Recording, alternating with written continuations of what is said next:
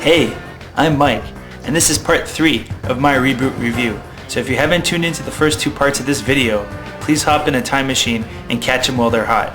For everyone else, I guess you're here because you're interested to know what I think about the future of ReBoot. Well, I'm actually pleasantly surprised to see that Mainframe Entertainment, now called Rainmaker Entertainment, realizes that the franchise is way too good to let go of, similar to how Family Guy and Futurama have been resurrected. And I'm happy that they're working carefully to bring fresh story arcs for the 3 new movies that are expected to be made within the next 2 years as a trilogy. That being said, do I like that they have a group of fans writing a comic that will become the stories if it looks sexy on paper? I'm not too sure. Fans sometimes scare me, as you can tell by these pictures. Actually, those costumes look pretty cool, but Megabyte's costume should be quite a bit bigger, shouldn't it? Yeah, so fans tend to go for what's cooler to, well, a fan, not something that would appeal to a new audience. In the case of ReBoot, the mythology and foundation is so strong that I do think that it would be a shame to start over. So in that way, I'm fine, as I'm a fan. Not that I'll be putting on a costume when I go outside. I'd rather do that inside. But my point is that by the time we see these films, a decade will have passed since the cliffhanger ending to the last film. A much longer gap of time than the previous 4 years we experienced between Season 3 and the movies that made up Season 4.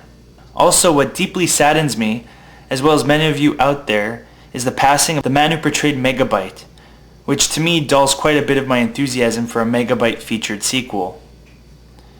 On a more upbeat note, I'd like to take this opportunity to mention the huge effort shown on RebootRevival.com. The guy running it, known under the alias GlitchBob452, where have I heard that name before, has been doing his best to respark interest in the show and is hugely responsible for giving it mouth-to-mouth resuscitation.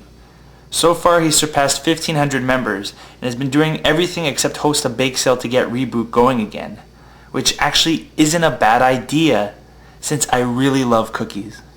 But the problem in the first place that caused the series to end was funding from the networks. Networks that tried to tame and castrate the show from the beginning, something which ReBoot rebelled against. See, networks care about money, bags of money, and perhaps rightfully so, as they need a product that is an easy sell to the mass public, as in any bozo. So unless they re-release the entire series on DVD to repopularize the show and gauge how interested people still are in it, they will feel they're taking a chance the entire time. Don't get me wrong, 1,500 people is fantastic, but not significant enough for a network. And history may repeat itself if they do make the movies. We might only get a small portion of the meal they're preparing if no one lines up to eat it. So what do I think the solution should be? Well, I have 2 ideas. First, why not just make these movies for the theater? That way they'll be given proper attention. People who buy made-for-DVD movies are usually fans. Plus, the movies don't need a huge budget. Demon Rising had a very modest budget and was still epic and looked 100 times better than most movies that go to the theater. Plus, the new Teenage Mutant Ninja Turtles was made with only $34 million and got back $95 million. So this isn't a huge gamble because CGI movies are cheaper to make. Heck, Jim Carrey wouldn't talk with his ass in a new Ace Ventura movie for $34 million. Failing that, I'm wondering if it wouldn't just be better to go back to simple, campy, episodic ReBoot until enough people tune in again before taking it up a notch. It will have been a full decade since the show aired.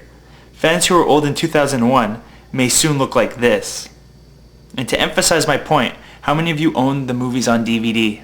I do, but they're out of print now, and jerks on eBay are hoarding the discs and selling them for a king's ransom. Therefore, since there are no copies of the first 3 seasons or the movies for sale, if you didn't watch ReBoot when it aired and don't watch the episodes off the net, then you sure as hell don't know what ReBoot is. In fact, I expect all of you watching this are fans. And people who got lost. Hello, people who got lost. All I'm saying is that someone better release those discs before more movies come out.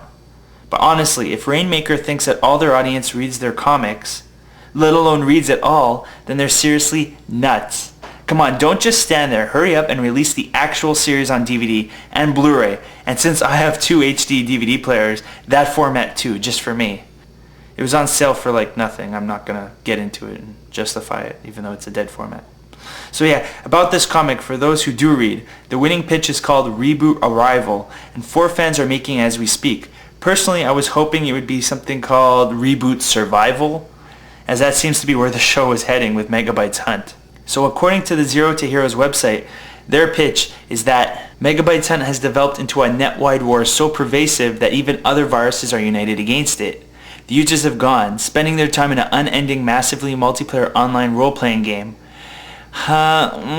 Okay, well, viruses against viruses is always cool, but it's kind of been done before, as in when Hexy went apeshit on Damon. Overall, I don't see this plot working unless Megabyte has more powers than we saw at the end of My Two Bobs, or he becomes a super virus after getting a massive power boost from the core of the principal office. Who else here wants to see a trilobyte version of this guy? Come on, don't be shy, raise your hands. And all of the users are playing Warcraft?